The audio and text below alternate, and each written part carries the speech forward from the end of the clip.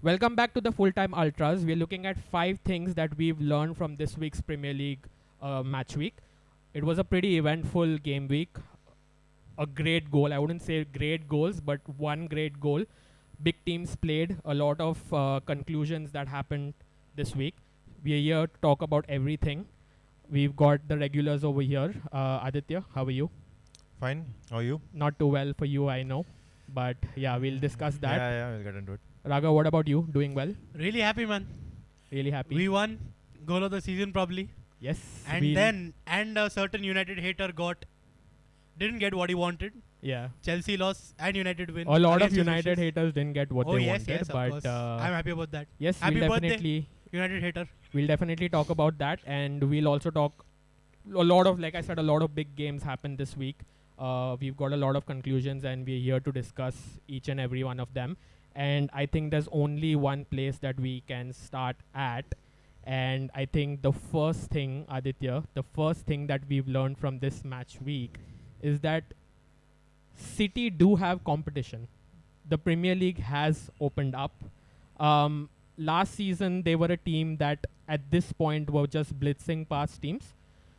Both these teams, City and Liverpool, started the game week 1 and 2, but by the time the game week has ended, they're second and third, and that Yep. shows the competitiveness. Yeah. What did you make of Manchester City this game week against Liverpool?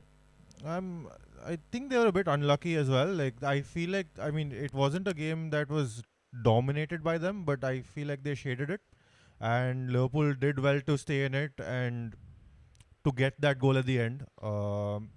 But City would definitely feel like they've dropped 2 points there because it's a game they probably should have won. They did have the better chances. Yes. Alisson, though he made some errors, Yeah. big errors. He also made a couple of good saves. Yeah. Do you want to quickly touch on those errors a little bit?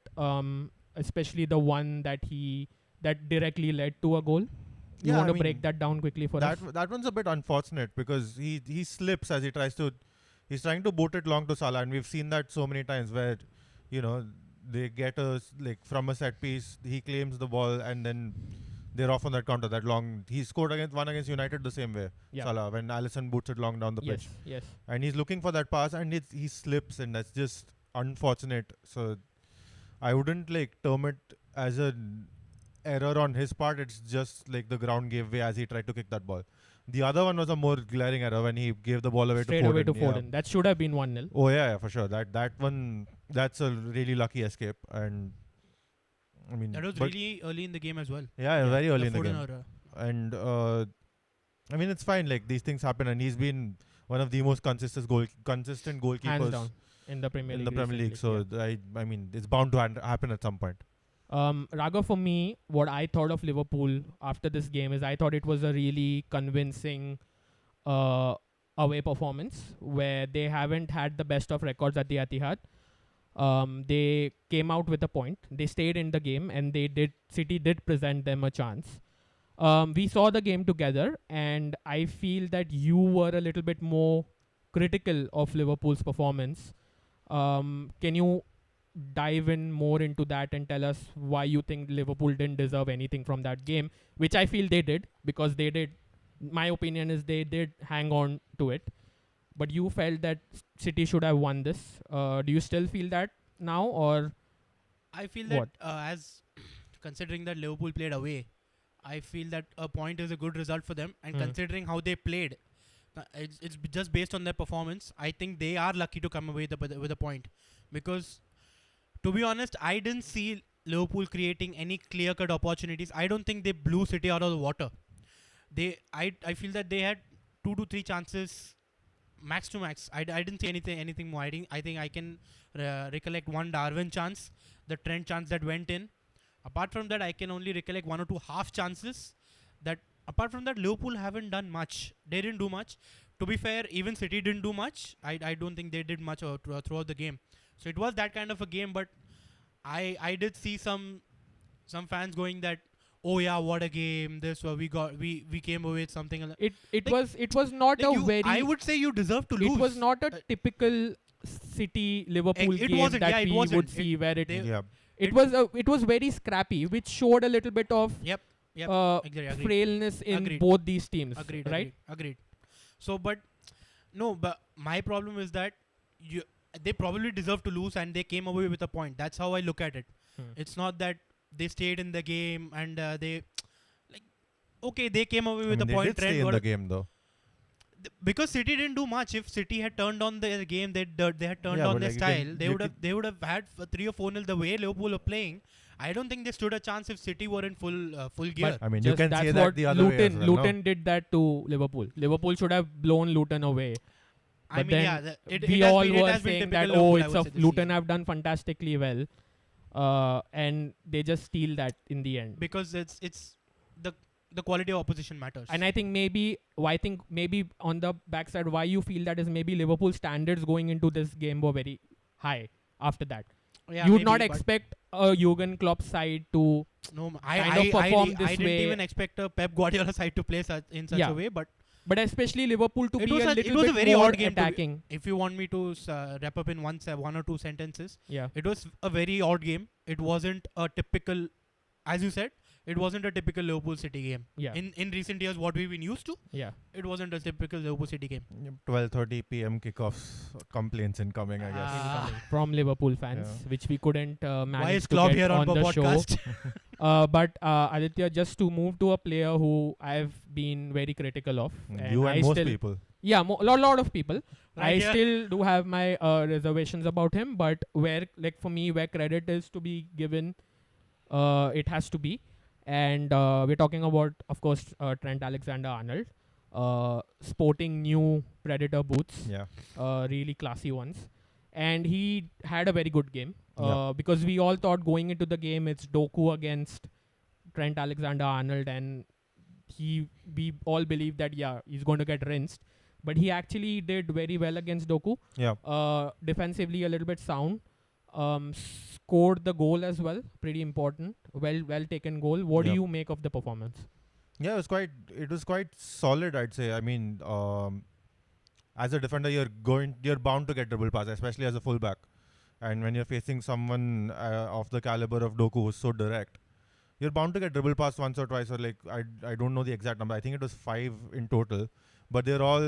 I mean, the official stat is 5, but he didn't really get into really threatening areas either, Doku. So Trent, I felt, held his own. And yes, of course, he got that crucial I think goal. Matip did a very good job Of course. covering Trent as Yeah, well. yeah, of course. Because if I can make you recollect, just before Trent scored his goal, there was an attack of City yeah, on the Yeah. left, yeah, and Trent was nowhere. yeah, It was Matip who was defending against Doku. yeah. And he wins the ball from Doku, and then he progresses it forward, It's and the- Trent is in a number 10 position, actually. Yeah, So that's the risk of having Trent in your team, because if that's a goal, people would be like, oh, Trent's not over there, yeah. But and then City score a goal. that also goes down to the system. No, that's how Yeah. that's how the team set up to play. And I mean, that I don't think that's less about Trent as an individual and more about the entire team and the system and how Klopp wants this side to be set up. So I mean, I wouldn't say Trent was. I mean, I don't know if he was supposed to be in that role at that point.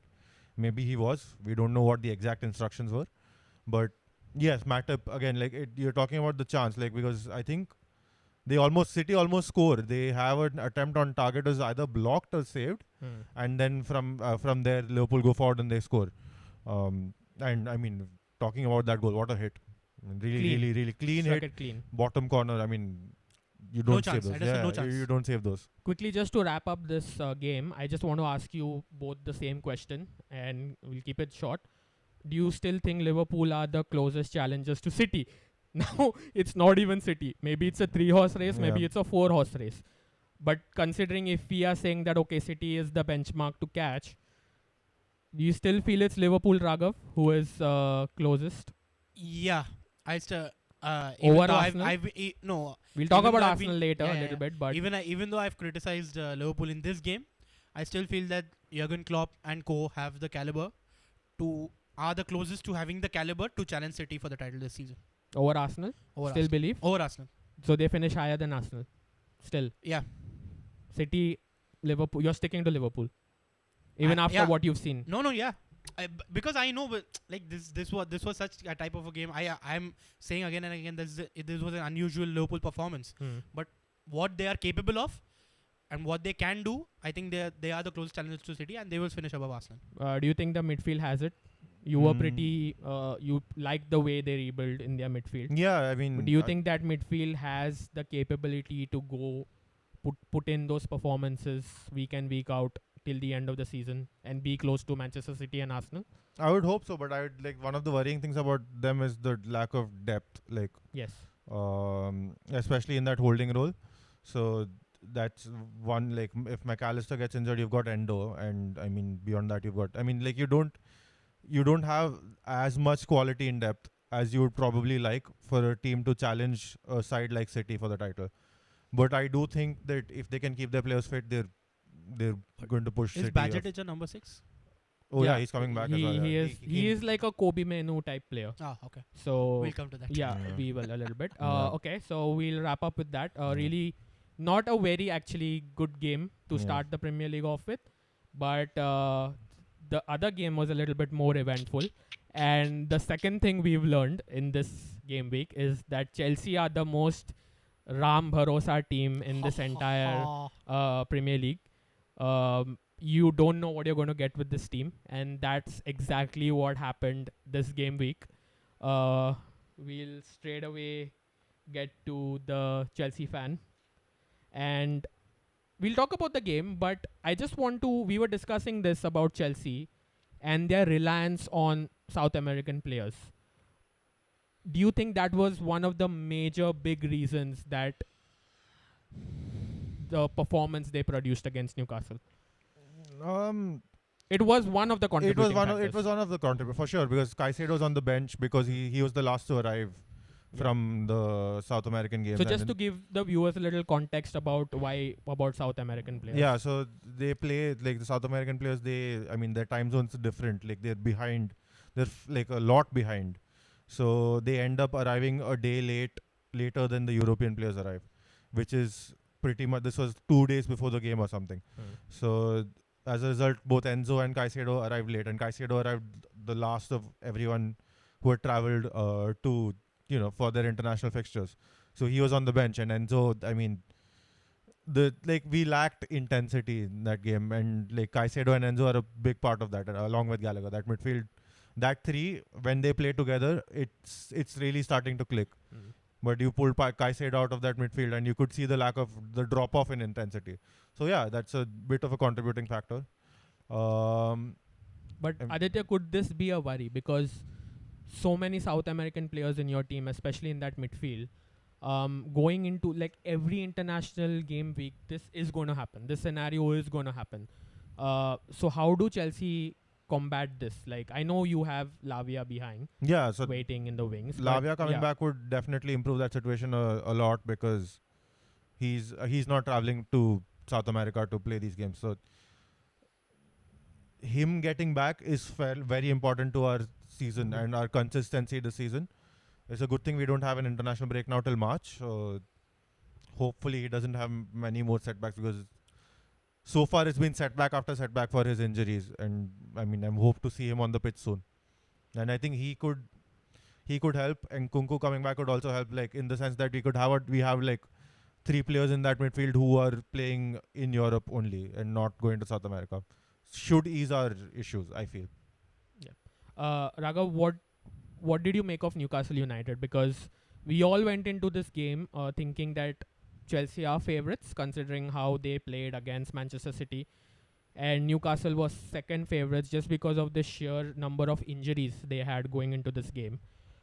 They got players back. They got Isaac back, and he was someone. It really showed how important and how well Newcastle play when they have a focal point up front. What did you make of Newcastle's performance, and especially with Isaac returning? Makes them a dangerous side, no? Yeah, of course. It does make them a dangerous side, because Isak is a very different striker to what Wilson offers. Isak runs the channels more, and he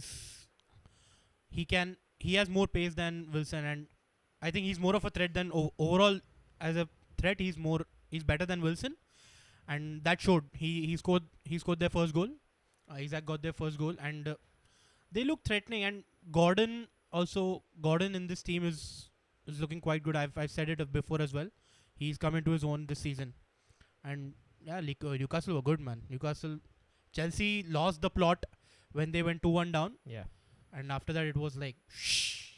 But Newcastle, they just took the opportunity that came their way and blew Chelsea out of the water. Aditya, you've spoken about Chelsea. Though they lose games sometimes, they play well. Yeah. But surely, watching this game, we saw it together. I saw the frustration on your face. This was a really bad performance from start to finish. The goal from Sterling came out of nothing, actually. Yeah. Yeah. There was Brilliant free nothing Chelsea did to worry Newcastle that much in this game. How disappointed are you with the performance? And I know it's like a pretty generic question, but what does Poch need to do? Like, what does Chelsea need to do to combat this issue of playing one day like champions and playing one day like a relegation side? Yeah, I mean, this is the first time even Poch, like, he was quite furious in his post game. You know, he called it the worst Chelsea performance this season, and I agree with him. It was very insipid. It was just lacking in intensity. I'm hoping it's like a one-off because, I mean, you know, it's not like, you know, we had, like I said, on the bench, we had Enzo coming back, and I know I'm just hoping it's a one-off because I don't think that's the way. Like, you know, we've played well so far, but this was just, I just don't have the words for it because it is disappointing. It's very frustrating, and yeah, like With the early predictions, y'all were in the world. I think, did you predict that Chelsea would finish top four, or did you say fifth? You said fifth, I right? think fifth. Yeah. Yeah. Uh, You guys are way off the top four as of yeah, now. yeah. Are you worried? No, not really, because I think we can bounce back from this, and I really want to see a response from us. But we have to really, Y'all really need to go on a run because Yeah. I've seen that Chelsea do bounce back, yeah, but that bounce lasts for like a day, for a game week or two, and after that it's just like the performance drop is really, really, really down. They are not Yeah. able to sustain that amount. And Yeah. what I feel is that considering y'all do not have Europe this season, yeah, to produce a performance like that, it's really, really disappointing. And maybe the players really need to look at themselves, saying that we cannot throw another manager under the bus, surely. yeah. Of course, and like Pochettino seems to have lost like a bit of patience with the players as well. But also I think there needs to be a bit of context because sure, like we lost 4-1, but like it was a case where everything that could go wrong went wrong. Like the 2-1 goal is a very silly goal to concede. There's a free header. You can't allow that to happen. But then you have the Thiago Silva error, like someone who's so consistent and so assured at the back.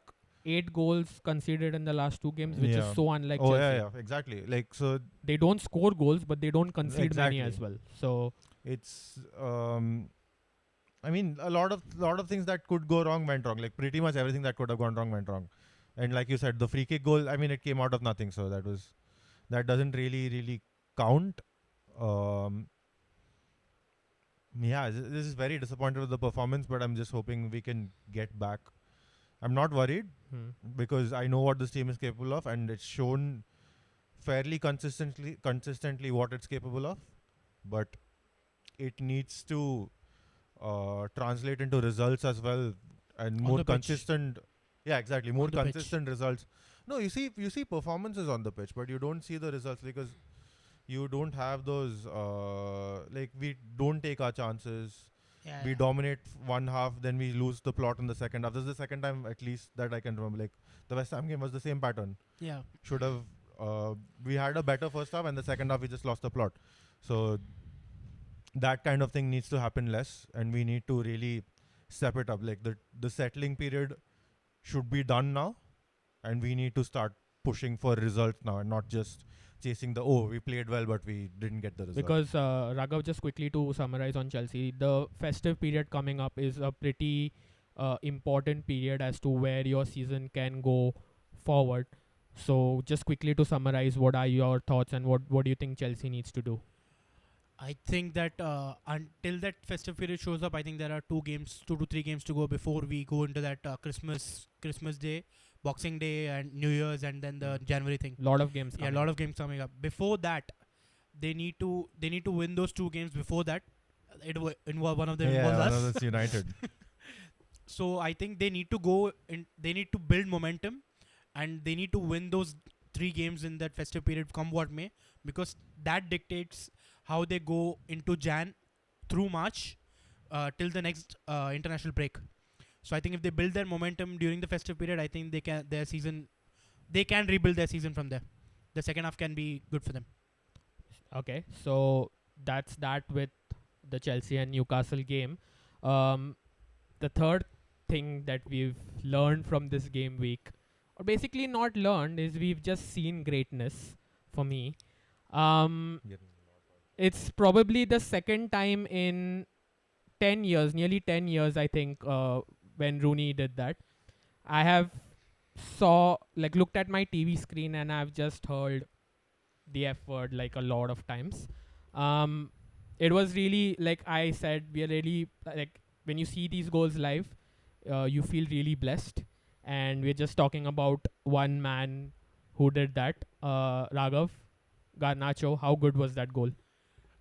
I'm lost for words, man, because for context, the Rooney bicycle derby was practically the first Manchester derby that I ever watched religiously as a Manchester United fan. So I watched that goal during the first ever Manchester derby of my life, and to see that again, that guy Garnacho doing that, it brought back memories. The sheer audacity Oh my god! to do that in the I don't second know. I'm minute of seriously the lost game, for words. where your body is not even warm. You've just started it, right? You just started the game. You would But have the barely sheer had 2 or 3 arrogance touches to do it. Yeah. He would have barely had 2-3 touches as an attacker. Yeah. I don't think he would have had more than 2-3 touches in the first 3 minutes. Yeah. And to do that, even Rooney did it in the 75th or some minute. He did it in the 3rd minute of the game. Yes. I mean, my brain just went into the Peter Drury commentary when Rooney scored. Yeah. I mean, This I'm seriously lost for words, commentary man. was shit though. It could have been better. John Champion. Yeah, I was of like, course, itna, of like course, man. itna, Peter Drury. इतना goosebumps नहीं आया commentary सुन के किसका? जब मैं the Garnacho. Garnacho one, yeah, yeah. of course. There was John horrible. Champion, bro. Yeah, so Peter Drury, oh, अलग बात है. but I'm seriously, you can't ask me about that goal because you can only enjoy that goal. It was that good. yeah, There is no reaction to it. It's just you don't see it often. You don't Yes. see it on a daily basis. yeah. That's it. Too And good. they're just very creepily similar goal. Like it's Oh yeah, the, yeah. the similarities are so creepy. I like, just want to get into it, Aditya. Yeah. We talk about Garnacho versus Rooney, and Yeah. you said it's so similarly creepy. yeah. They're both great goals Yeah, in yeah. their own ways. I'll just put it simply. Which one do you think is better? Rooney. I mean, it has to be the Rooney one because Why do you think it's better? that cross is deflected. I know Garnacho's had to chase a Yeah. fair distance to get to that ball, but Rooney's adjustment, because he's going for that. The first part, initial cross is aimed at him, and he's going for that. And when it gets deflected, his adjustment to like turn, go back, and then do what he did is just incredible. I mean, the run over. But wasn't Rooney a little bit closer to the goal, and Garnacho was more at an angle? That's what is the difference a little bit. It really, I don't think. And also, there's a little bit of another argument is that Rooney shins it, yeah, and Garnacho hits it clean. I don't know. I personally, if you want the whole package, I think the Rooney one's better. The occasion. The occasion as well. Yeah. That has to come into it. Yeah. So I feel the Rooney one's better. I mean, you are a Rooney fan. Do you think Rooney's was better, or do you think Garnacho's was better? Oh my god! Put It's you on the so spot. I no, have an I answer. I have made a the clear statement answer. clearly on the Yeah. group last night. I feel I have grown as a Manchester United fan who has idolized Wayne Rooney, And I still do idolize him. I don't think there's a player made like him. And I don't think there will ever be a player like him. But I just don't know. I just feel that this guy, I know Rooney, the occasion is big and he adjusts a little bit. But I think for Garnacho, he's not a very tall lad. Like Rooney looks short, but Rooney's actually nearly 6 feet. Yeah. But Garnacho, his extension to get to that ball on an angle, I just feel that technically for me that goal is better. But if you say in a package, Yeah. Rooney's goal holds more value Yes. because there is skill. It's against Manchester City, which they were a team at that point getting up there, Yeah. and it's the winner. Yeah. Right? So technically that gives me that added more. It gave me more happiness, but on a technical level, I think this is a better goal than that. But all in all, just sure shot, like it's high up there to win the goal of the season, right? Yeah. I mean, it's one of the As greatest. I It don't will think, take a ridiculous effort this season to. Yeah. I don't think till now there's been a better goal than Garnacho's. Oh, hands down. This Till season. till date. This No, this season. This sorry. This season. Yeah. This season. Yeah. Yeah. No, don't Okay. worry, man. I'm not saying overall. Overall, Yeah. there's too much competition, but Yeah. this No, season but till date, Quickly there's not been a overall, better which goal. is the best Premier League goal scored? Arsenal versus Norwich. Oh, Arsenal, the Wilshere. team move. It's just Oh, why? that is The like- Wilshere goal. Yeah. Oh, That is what football is for me. That is Okay. just pure. Too good. What about you? Quickly. Dennis Bergkamp. Ooh, Newcastle. The okay. Newcastle the turn. That's Oh my, beautiful as well. that's ridiculous, man. Okay. I love that goal. What about you? Oh, you know until now what it was, right? Yeah. It was the Rooney goal, Yeah. but Now I it's this don't one. know. I don't know. Like I'm so confused. Like, it's between the two, but I am still with Rooney as of Yeah. now. Just little bit, because like you kind of convinced me a little because the sheer Yeah, the magnitude package of and the magnitude of the goal, but take nothing away from Garnacho. What a brilliant strike, and that just shows the talent he has and where he can get. Anyway, Raghav, we have a game to talk about as well. Yeah. United, what do you make of their performance in the game? Comfortable win. A lot of people did not give us chance going into this. Felt that Everton would be the better side and Everton would beat Manchester United. But all in all, a good result. Yeah, we needed this actually. We needed one comfortable win. To Where show everything, sorry to cut you off. I remember you saying that Yeah. United need a game yeah, that yeah, everything goes Yep. for us. Yep. Because to be very honest, I was honest on the group as well. We got that goal, but after that we were crap. Yeah. Like Everton, sure shot had chance. They should have been in Level. the lead Yeah. by halftime. Some of the course. chances they had, they Of course. didn't convert. Of course. Ridiculous. Some good saves from Onana as well. But second half we held our own, played some better football. And what do you make of the performance? And I also know that you want to talk about another special kid in the midfield. Oh yeah, of course. I've been itching to talk about that guy since yesterday, since the game. Firstly, as you said, we were crap after the goal, and second half we held our own. And I'm so glad that first VAR took the right decision and gave us the penalty. Second, Bruno gave that penalty to Rashford and he converted it because Rashford needed that. Rashford so That needed was that. scary, bro. I was really scared over there because when Bruno I handed mean, it to Rashford. I was ready with a text on the group saying Bruno my captain, but then I realized the penalty hadn't been converted yet. No, I was so I waited. I was scared because Rashford has been so low on confidence. Yeah. You also saw it in the celebration. Oh yeah. He's been low on confidence, and if that was 3-0, I would still be like, Yeah, it Yeah. was 1-0, yeah. but credit to Rashford No, he kept his to keep his cool and slot that penalty. Because Yeah, pressure can get to a lot of people. No, it was. And considering the occasion, that the Everton deduction of points and first Yes. game since then at Goodison Park, Yes. considering all that, I think we got the result, man. In the end, that's what matters to me. In the currently, that's all that matters. We got the 3 points. We got 3 goals. Martial scored. Yeah. Martial got the penalty that we converted for 2-0. And Kobe Mainu, man, what a game he had for his first start in the Premier League. He played really, really, really well in that midfield. Aditya, Gary Neville made a statement saying that Kobe Menu is the only player in that Manchester United team that looks like a Pep Guardiola player. The way he plays, the simplicity he keeps in the game, that's a pretty damning comment on the team as a whole. Yep. But for him as a player, I take that considering how talented he is. It is true.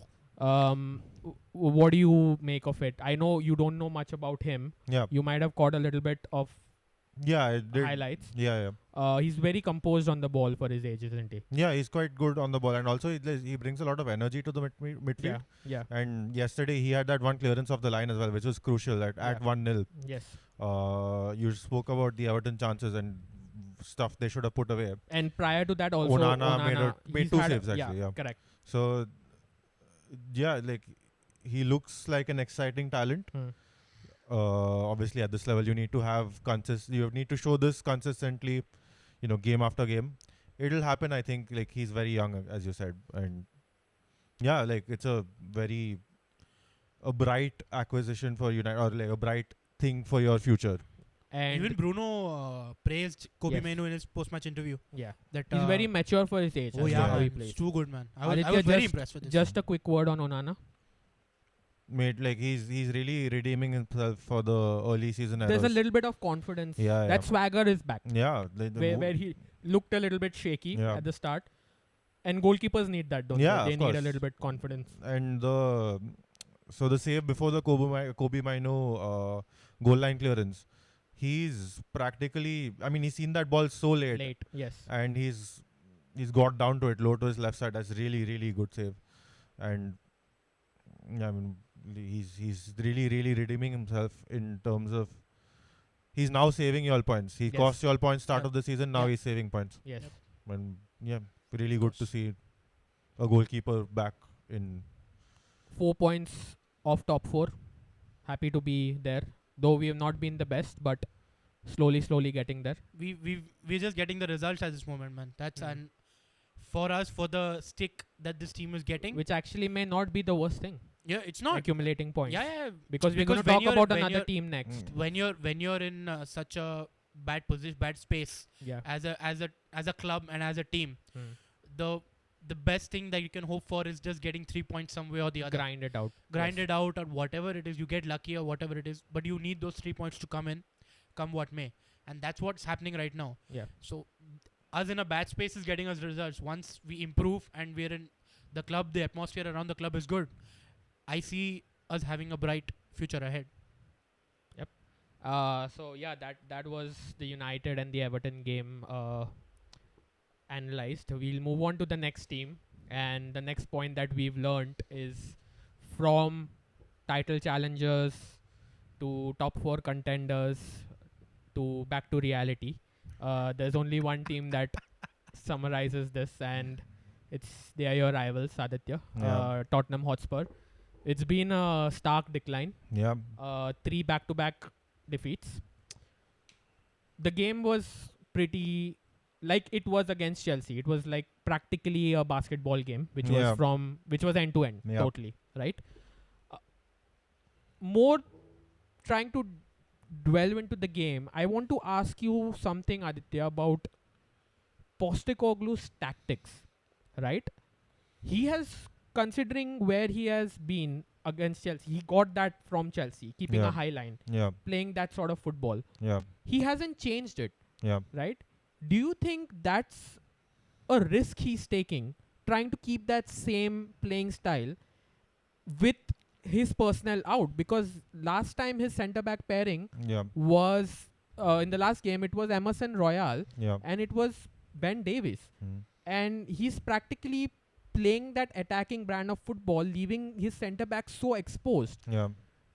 Do you think he's risking too much by he's trying to be a little bit too stubborn, trying to play his own way of football, or that's the way it should be? I think it's worked out for them a fair bit, so I can't really fault it. And even if you take this result, I'd like to contextualize this result. They were also a bit unlucky to not have won this game. Like Son had 3 goals ruled, like ruled out for offside. Yeah. Various people were offside in those situations. And then you had just this incredible Emi Martinez save from a Højbjerg shot, which 9 times out of 10 that goes in, and you're back in the game. Like, you're level at that point. But Aditya, sorry to cut you out, but there are surely moments in the game Yeah. where as a team you adapt, Hmm. right? You drop your line a little bit, right? Surprisingly he did not start Eric Dyer, who was on the Yeah. bench. And the reason maybe he didn't is because he wanted to play a high line, Yeah. and Eric Dyer does not have the ability to track back because he doesn't have the pace. With Aston Villa, we know how good they are on the counter attack. So basically, just playing a high line against them, isn't it like suicide? And shouldn't you in the game, because the moment when Aston Villa equalized, Yeah. surely I thought that there's no way Aston Villa are not winning this game. Yeah. There were phases in the game where Spurs are like completely open. Yeah. So surely in the middle stages of the game, Postecoglou has to be like, oh, we do need to drop back. We do need to defend. We do need to soak up the pressure. Yeah. Do you think, like I said, with United as well, they are adapting when Yeah. players are injured. Yeah. Do you think he's too stubborn and going into playing how he wants to play? A bit maybe, because and also just to add to that, on the way here actually I read a comment he made yesterday when he was like, he was having a go at other managers who complain about not having the players to play their style, and he's just like, just do it with the players you have. So that seems to be his mentality. It's a double-edged sword. Like, it can provide you with great results, but also, as you've said and as we're seeing now, it can also give you these kind of shock defeats, or like these unnecessary kind of defeats. More so in the Chelsea game, I felt, because that one was something where they probably would have come away with a draw if they dropped back. But I think I hope he will learn, because he's new to the Premier League. He's coming from like Celtic, and he managed in Australia before that. Yeah. So there might be a point where he thinks, okay, this is a different league altogether now, and I'm going to have to start adapting tactics in the middle of games instead of just sticking to that one. But also you like to see like the big teams play a certain brand no matter who the opposition. So that kind of thing may also come into it, because if Spurs want to be seen as a big team, then within certain tolerances they will probably have to play that brand. But as you said, he probably has to adapt to his injuries as well. So An eerie example for a manager being stubborn is one Mr. Marcelo Bielsa. Lives and dies by his philosophy. Pretty much what got him sacked from Leeds as well. yeah. I don't want to compare these two scenarios, but what's your view considering how Tottenham played? Because so open on the break. And I wouldn't even blame their centre backs, because they are practically fullbacks playing there with kind of no shield in front of them. Do you think, like, considering our teams where Erik ten Hag has changed so much, he's not known for playing this brand of football, but just because he has injuries, he is adapting. He is playing the likes of Maguire, whereas Postecoglou is saying no. I don't want to play Dyer. I want to play the way I am playing. But on the flip side, United are not playing well, are not playing too attacking, but they are getting the 3 points, and they're just 1 point behind Spurs. Harry Maguire is playing ahead of Varane. Do you think Postecoglou needs to do that as well, or do you think he just needs to stick to his guns quickly? No, I definitely think he needs to adapt to the situation, because managing in the Scottish Premier League at Celtic and Australia, and coming to the Premier League, these are just like the difference in league is way too big, and because be it injuries or now again the lack of depth in this team is coming to the fore, because Van de Ven injured, Romero wasn't there, and it was evident that Spurs can't play. Spurs can't play the way Postecoglou wants, and Postecoglou looks out of his depth when he can't play that high line.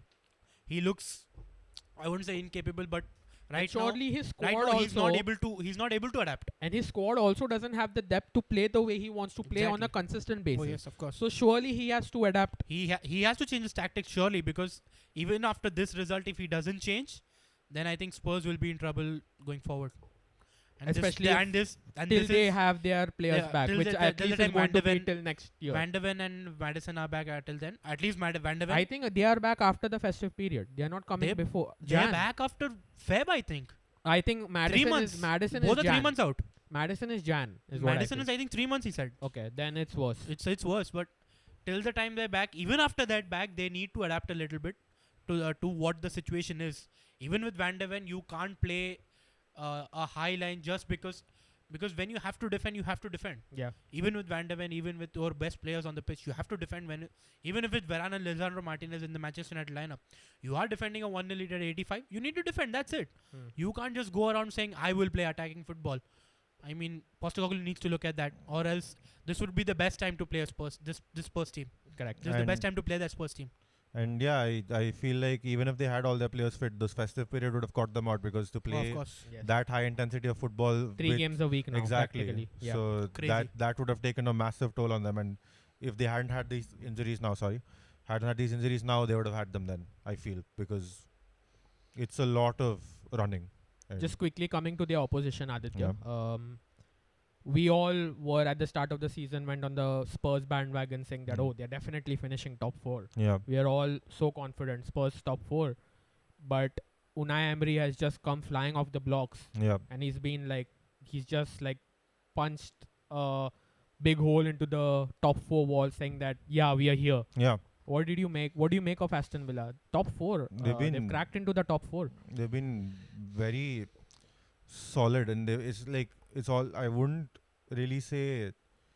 I mean, I don't know how else to put it. It's like they've quietly risen into that into that 4th spot, because even when we did earlier iterations of this podcast, we spoke about teams like Brighton and Newcastle who were pushing for that top 4. I don't think anyone really gave Villa a chance of being in that top 4, and they're really proving everyone wrong at the moment, and they're doing it by playing some fantastic football, also riding their luck a little bit, but you at this level you do need They've that been a good bit. at home. Away Yeah, yeah. they've not been very Exactly. They have a 100% record at home. Yeah. Away they've faltered a little bit, but Mm. this is a massive win Oh, for them against for Arsenal. sure. Because against a Champions League rival, if you're fighting Away from home. away from home, fighting for a European spot, beating a team that is contesting for that spot is a big Yeah, morale huge boost from the result. end of the season. Huge result, no doubt about it. And they seem to be.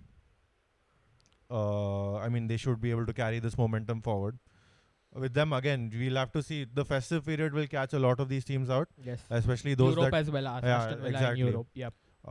because of the depth, because that's when, more so than Europe, the festive period is when it's truly tested, because it's an insane schedule Yeah. for the Premier League sides. Mm. So I think we'll get a clearer picture by the end of this by By mid-Jan. Yeah. Mid-Jan, Yeah. Okay, we'll quickly move on to the 5th and final thing that we learned this week, and it's the Arsenal still managed to keep the pressure on the top of the Premier League. They have moved to the top of the Premier League with another clutch victory over Brentford, an unlikely goal scorer. Yeah, who scored? Who scored? I don't know. Who scored? I couldn't see him. Maybe it was John Cena. Who wants to take this quickly? Arsenal. Yeah, I'll go Yeah. because Havertz lover right here. Yeah. no, I mean I feel like he's still not where he should be, obviously, but Arsenal performance. He should probably play left back. That experiment failed horribly for Germany, by the way. Yeah. But Arsenal, again, kudos to them. They're grinding out, this is performance of champions. This is the type of result that Exactly. they need to grind out. Yeah. And again, a late winner.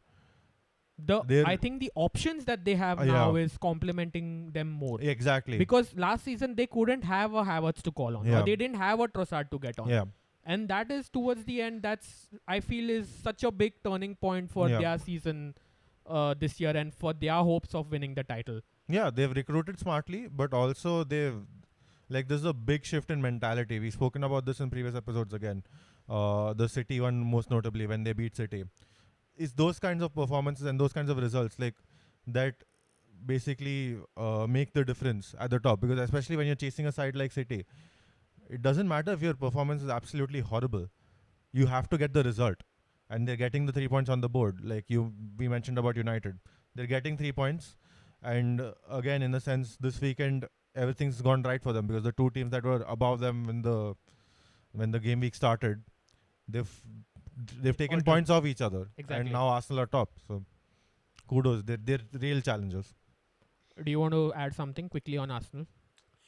No, but he said everything that there is to say. But I still feel that the winning What doesn't winning convince titles. you about Arsenal Yeah. still? I still feel that Did he just turn behind? Was there a I ghost behind? I understood I why that was. Yeah. I don't know, man, because winning titles is a habit.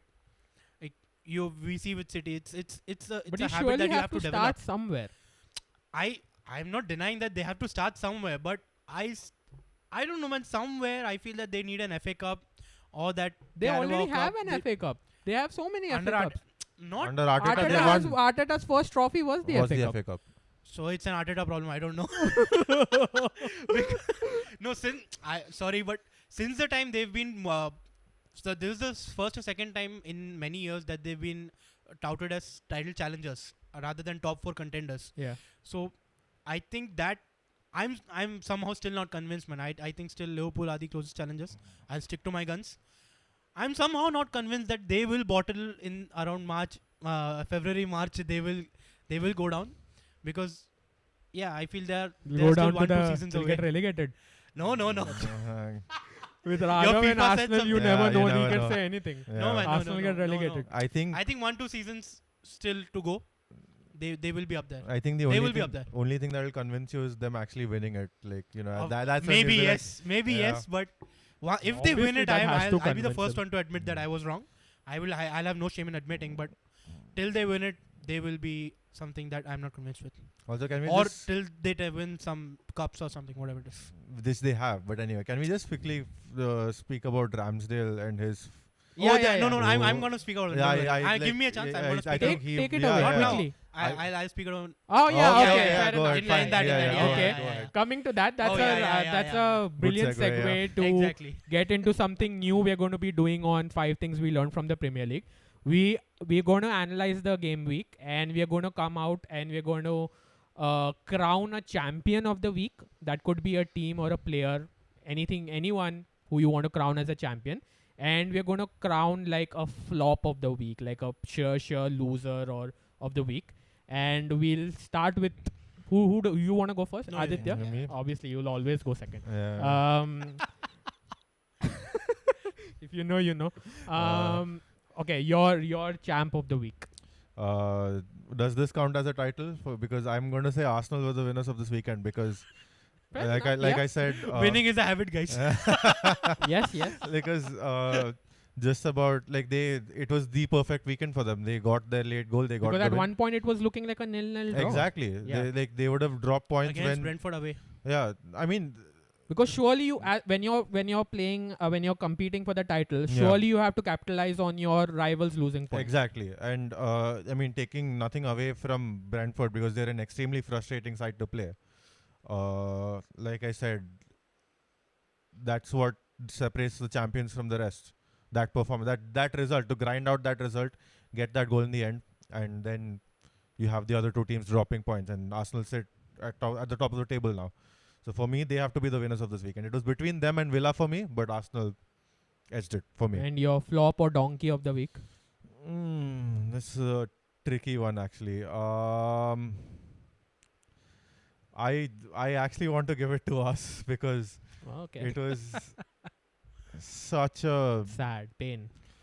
it was a very, like I said, Arsenal, everything went right for them. For us, everything went wrong. You have Thiago Silva making mistakes. Reece James sent off. We didn't even touch on that. Reece James has been sent off, and he's now suspended for the next game. Huge. So yeah, we've lost out massively this weekend. So donkeys of the week for you, Chelsea. Yeah.